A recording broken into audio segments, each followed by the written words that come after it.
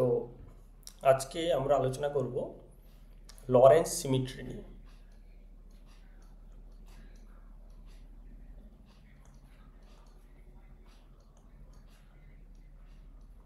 Lawrence symmetry, ওকে। তো তার আগে আমরা একটু জেনে নেব যে লরেন্স ট্রান্সফরমেশনটা কেমন ছিল। লরেন্স ট্রান্সফরমেশন,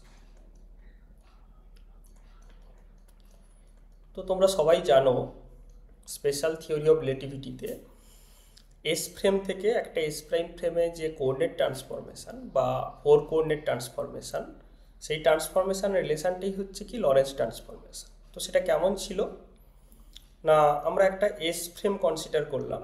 এটা একটা এস ফ্রেম, ওকে, যার হচ্ছে এটা এক্স অ্যাক্সিস, এটা ওয়াই অ্যাক্সিস, এটা জেড অ্যাক্সিস।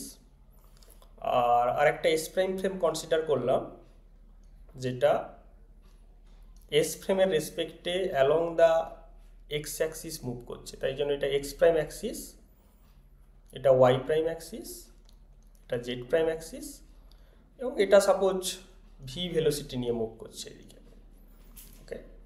তাহলে কোনো একটা পয়েন্ট যেটা এস ফ্রেমের রেসপেক্টে তার কোঅর্ডিনেট হচ্ছে x y z and d, এবং এস প্রাইম ফ্রেমের রেসপেক্টে সেটা হচ্ছে x prime y prime z prime এবং t prime.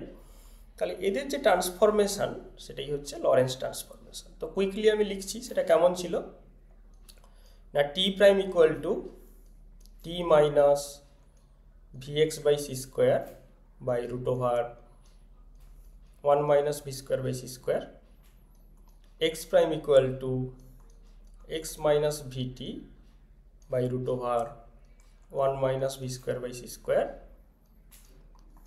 y prime equal to y and z prime equal to z।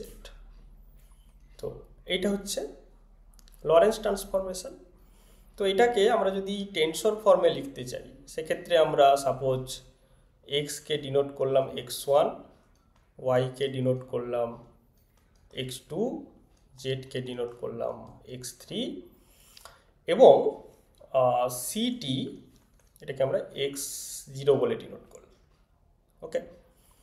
তো তাহলে এর পাশাপাশি আমরা এটাকে এরকম ধরে নেব যে root over 1 by root over 1 minus v square by c square that is equal to gamma, okay. Then v by c that is equal to beta. তাহলে সেক্ষেত্রে আমরা লিখতে পারি যে x0 প্রাইম যেটা সিটি সেটা হয়ে যাচ্ছে কি x0 minus beta x1 into gamma, okay. x1 prime is equal to gamma into minus of beta x0 plus x1, x2 prime equal to x2 and x3 prime equal to x3.